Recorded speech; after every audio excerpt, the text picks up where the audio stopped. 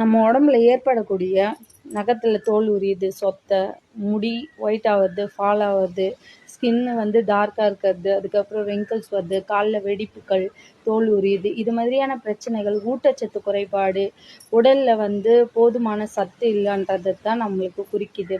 அதுக்கு ஒரு நிரந்தர தீர்வு தான் வேணுமே கண்ட அதை வந்து உடனடியாக தீர்க்க முடியாது.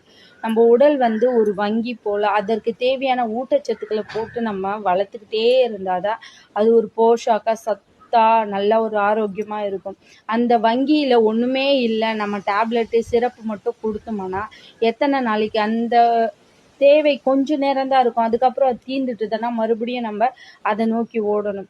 இயற்கையான உணவு முறைகள் தான் நம்மளுக்கு நீண்ட நாட்களுக்கு உதவும். நீண்ட நாட்களுக்கு உதவுறது தான் நம்மளுக்கு சந்தோஷம் நிறைவும் கொடுக்கும்.